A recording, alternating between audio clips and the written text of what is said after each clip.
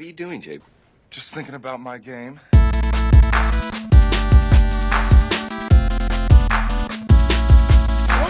you can...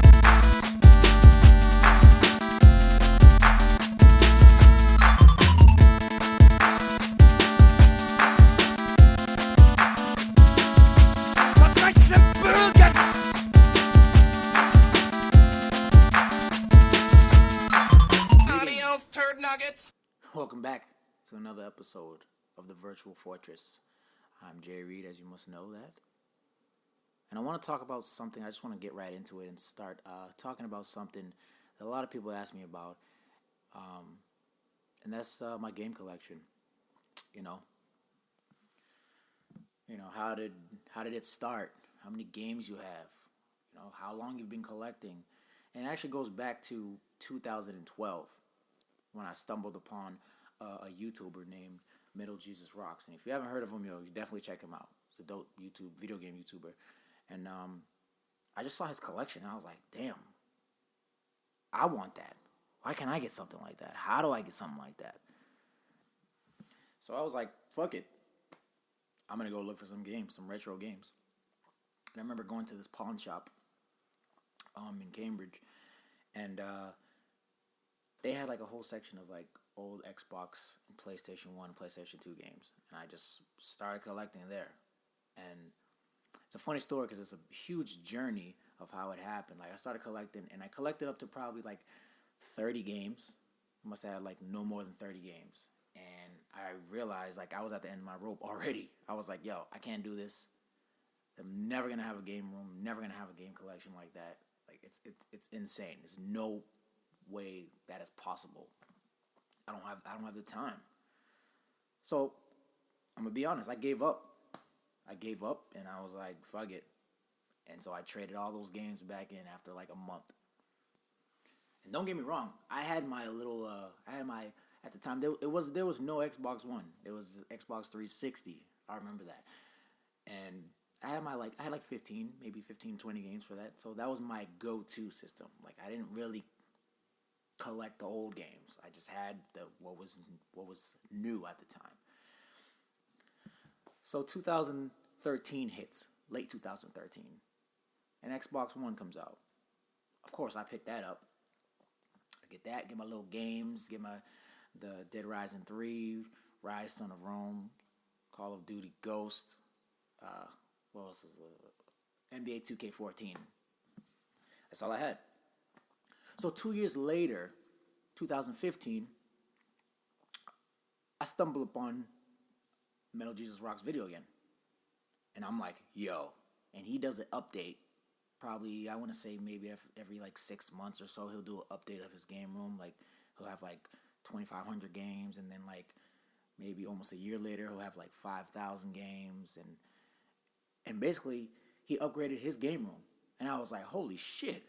And I was like, you know what? Fuck it. I got to do this. I got to try. So I just started collecting from there. And this time going in. Like going from city to city to city. Going to thrift shops, thrift stores. Going to Salvation Armies. Looking on eBay. Just picking up anything I can. And that's basically, I've been doing that until now. I'm 4 years later, and I've probably collected, I want to say maybe 2,500, maybe 3,000 games I probably have. People might be like, nah, no you don't. But for me, I count mods. I do. I mean, modded systems, they're games, right? I count them. But the tips that I use for game collecting are pretty simple. These are the rules that I use. Rule number 1, you got to make friends with owners of game shops. They see you spending your hard-earned money. You give them service basically. You make them money, they'll hook you up. Trust me. I've been there. You consistently show that you come and you spend your hard-earned money, then they'll hook you up eventually and they'll know you're a loyal customer. Don't ever go into a game store expecting something free, expecting a discount. Just, if you want a game, buy it. If you don't want it, wait. don't buy it. That's what I go by. A lot of people go in and say, yo, let me get half off, or try to make bargains. Like, yo, I personally wouldn't do that. I just go in, if I see something I like, if the price fits it for me, hey, I'll purchase it. If it's too much, way too expensive, then I won't get it. And that leads me to my next thing, is because when I buy games, sometimes games are really overpriced. And what I do is, if I see a game for like $100, I'm not going to be like, oh, I need that game. Hey, and, not to say that, if you really got the money and you really want that game, get it. There's no shame in that. You can get it. If there's a game that's $100 and it might be overpriced and you really want it, get it. There's nothing wrong with that. But what I do is I usually like to wait. If I see a game that's like maybe $100 or $200 and I'm like, I'm not going to spend all that. Sometimes being patient works. That's my next rule. Patience is the key. Don't rush and try to buy everything. The games, trust me, if you wait, the games will come to you. There's so many times that I've been to game shops and like a game was like, oh, $45, and I'm like, I don't want to spend $45 or $50 for this particular game. And then 2 seconds later, I go to a thrift shop, Goodwill, and I find a game for like $3, and I'm like, holy shit, yo, trust me, the games will come to you. Or sometimes if people throwing away stuff and they don't want their shit anymore, and they're like, oh, you want this, and it's like a hidden gem or a rare game. That's happened to me plenty of times, and it's a really good pickup. I mean, I have found Luigi's Mansion and Mario Sunshine for the GameCube for a total of $6. Because I waited. Those games are probably $50 each. Maybe $45, maybe $40. Got them for $6. I recently just hit the jackpot. Capcom vs. SNK for the Dreamcast. That's a probably $45 game. I got it for 50 cents. 2 quarters. Place was going out of business. All their games, well, not all their games, but all their PlayStation 2, PlayStation 1, Xbox, Dreamcast games, all 2 for $1. I left out of that store with 34 games for $17. That's insane. Bag almost broke on me when I was walking. That's how heavy it was. Little plastic bag, it gave me 34 games. But hey, it was worth it. I didn't care. He also sold me 3 fight sticks. A Super Advantage, which if you don't know is a Super Nintendo fight stick. Street Fighter 4 fight stick. And a PlayStation 3 fight stick. Those are probably maybe $30 each. Maybe $40. He sold me all 3 for $15. Like I said, you gotta make friends with the owners. And you don't gotta be fake. You don't gotta act like you like them so you can get free shit, or just show them that you're there. Just show them that you're there, ready to spend your money, and there you go. I remember my PS1 broke, and I was willing to buy another one over there. They didn't even sell them. Before they even closed, I went there, told them my PlayStation broke. Do you have another one? I'll buy another one from you.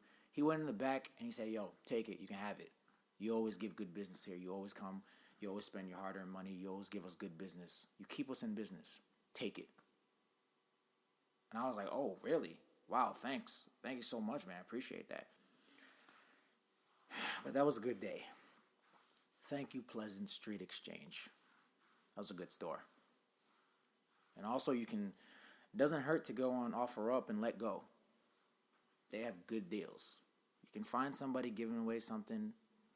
I got my, 25, 30-inch tube TV for free. I was looking for one because I think those TVs, the older flat Sony TVs, I think those give like the better graphics for the retro games. I'm not really a big fan of playing retro games on a flat screen, flat screen TV, Samsung or anything like that. I think the tube TVs are way better.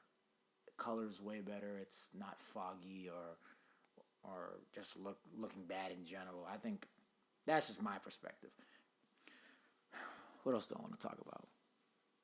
Oh, do you play all of your games? Hell no.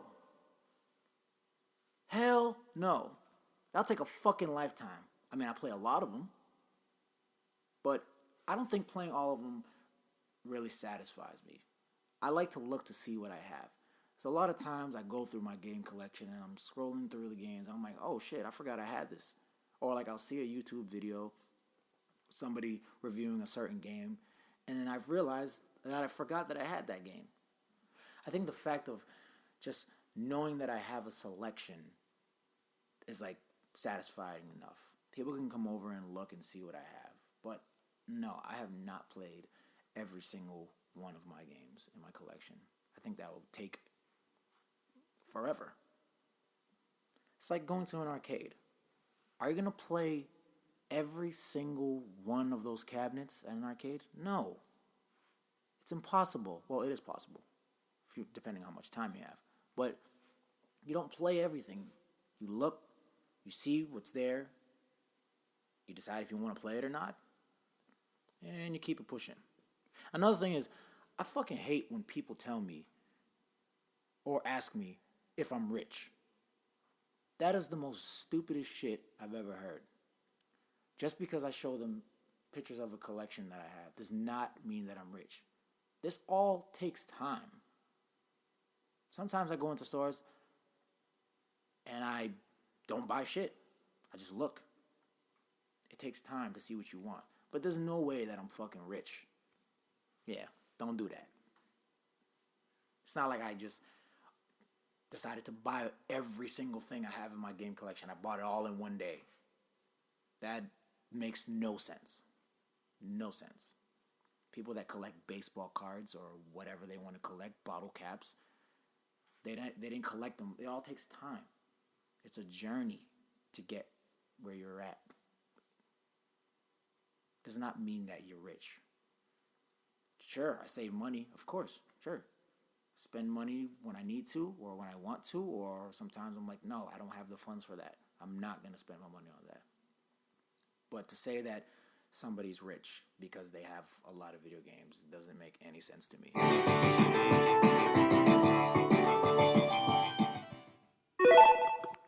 I also want to talk about something that's really irks me. Like shit that I don't fuck with. I hate when people, they don't know what they have, but at the same time they try to go and upsell shit on people. They find a rare game in the collection, and then they want to go, they have no idea what they have. They have no idea the history of the game. They have no idea that what they do is they just go on eBay and see somebody selling it for like $1,000. So they're like, hey, I'm going to sell it for $1,000. Like, if you don't know what you have, why go there? They find like a box in their garage or something like that. Rummage through it. They see something, they see a game in there, like, oh, let me see how much it's worth. They see somebody on eBay selling it for a high price, and then they're like, I'm going to do that too. And the majority of the time, they're not even a collector themselves. And also, people that buy mass quantities of a certain item and then try to go online and sell that shit for triple the price, that's just fucking bullshit. Now, I understand people want to make a profit, but as a gamer, that fucking bothers me. Because I know the history and the nostalgia of video games, and some people just don't know what they have. I remember when the NES Classic came out, probably like 3 years ago, just about.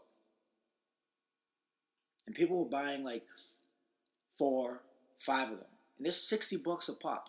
$60. People were buying 5 of them, going on eBay and selling them for like $10,000 for all of them, for 5. You do the math. 60. That's $300 right there. But you want to sell it for $10,000. Like that's crazy. I mean, I get that it's a hot commodity. I understand that. People are looking for them. They're hard to find, whatever the item is. But you ain't got to go that far. But I don't know. I mean, back to the collection. But I literally have no fucking room in my game room anymore. I have no room. I don't know what the hell I'm going to do when this MK cabinet comes in. I have no room. I'm literally stacking things in my closet. But obviously, I can't stop collecting. And there's no way in hell that I am going to stop collecting. I'm going to collect. I'm continuously collecting with no room. It's tough. It's really tough. You know, I'm stacking them in the closet, up top. I got to find some way to move some shit around. Because obviously I want to continue to collect. And I'm not going to stop. But it's like, where am I going to put all this shit? I don't know. Maybe one day I might be able to move it somewhere. Move all my shit somewhere else. But fuck it, what am I even saying? I'm going to continue to fucking keep stacking shit. Who gives a fuck, right? I mean, it's something that I love to do. You know, something that I've been working on for years. It's a passion of mine. Something that that's always on my mind. It's something that I spend all my time, you know, just going from store to store to store, just trying to find the dopest games and the rarest games to the best of my ability. You know, it makes me feel happy doing this, doing what I love. You know, people say do what you love. Do what makes you happy. I used to never believe shit like that. I'm like, okay, I'm doing things because, you know, I have to, you know. But this is something like that's actually, like, it really does make me happy. It might seem corny to other people, you know, because people, it's just video games to people. But to me, it's way different. It's more than video games. It's nostalgia. Actually, video games help me remember my past. I think about certain times and certain places where I was when I saw this video game, and it's not more so of just a video game. It's where I was in my life. It's a good way to remember shit for me. People can ask me, "Oh, how old were you when this happened? How old were you when this happened or whatever?" And I'm like, I kind of don't remember, but I could just think of a certain video game, and I'm like, "Oh, that game came out in this certain year, so I must have been this old." And oh yeah, I remember doing this. Like the episode with my brother, we talked about us going to Puerto Rico. Like, I probably wouldn't have really remembered that much about the trip, even though it was a great trip, but I probably wouldn't have remembered anything hadn't it been for the video games that we played and at the time in our lives. It's crazy. It's a great way to remember. It's an awesome way to remember. You know? For example, I remember going to my cousin's house. My brother and I going to my cousin's house, our cousin Danny. We used to go to his house in Chelsea in the early 90s. And honestly, I don't really remember what we did. You know, I don't remember what food we really ate at the time or whatever. But I do remember the games we were playing. I remember playing Rocket Knight Adventure for Sega Genesis and playing Zombies Ate My Neighbors for Sega Genesis. Like, that is like implanted in my mind. Playing those games. We used to get in the car almost every other weekend, drive up to Chelsea. We would go to this mall, and I never forget, the mall is called Mystic Mall. And we would pick up, my brother and I would buy these Mortal Kombat, specifically Mortal Kombat 2 cards. and there were cards of the video game, and you would turn on the back of the card, and it would show you the fatality of the character. And it's funny. I remember that. You see, I don't even remember. I completely forgot about that, but now I just remembered because of those damn games. See, video games help you remember shit. And then we would go to the local pizza place. I never forget, it was called John's Pizza in Chelsea. Definitely probably closed down since then. We would have pizza there, and then we would go to my cousin's house, and we'd play Rocket Knight Adventures, and Zombies Ate My Neighbors. And then I asked him to borrow the game, and he let me borrow the game, and I remember not wanting to give it back to him. Because I was so obsessed with those games. Damn, I was a dick. Maybe not a dick, but see, the thing about it is, it's not me not wanting him to get his game back. The fact is, like, in the early 90s, when you borrowed a game from a friend or a family member, it was literally like renting a game from like Blockbuster or a video store or whatever. You would say, hey, can I use this game? And they would literally give you like 2 days to rent it out. Can I borrow this game? Sure. Bring it back to me on Wednesday, and it'd be Monday. And you had to make sure you get it back to your friend. But my cousin let me borrow Zombies Ate My Neighbors. He let me borrow Rocket Knight Adventure another time. But this particular time, he let me borrow Zombies Ate My Neighbors. And I'll never forget, he said, I'll let you use it, but bring it back to me next weekend. He let me borrow it on a Saturday, and he said, bring it back to me when your grandmother takes you back here next Saturday. I said, all right, cool. And I'll never forget being in the car, holding that damn game in my hand, Zombies Ate My Neighbors, and just like staring at it. And I never forget, Montel Jordan was on the radio.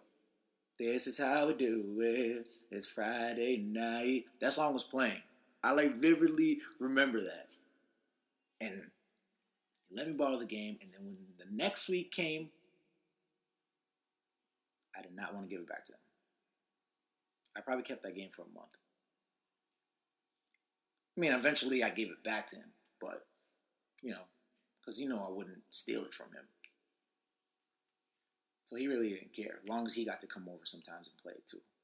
But it's just crazy how times have changed from the 90s. All this like roadblocks and stuff like that, that's cool, I guess, but it's different to me. I don't know. I mean, I guess I'll end it here for now, because I think I've ranted enough, like over 20 minutes in. But I definitely want to pick up on this topic of how games and gaming have changed, how the times have changed in the gaming world. Definitely want to pick back up on that in another episode. But I appreciate everybody for listening, and until then, keep gaming on.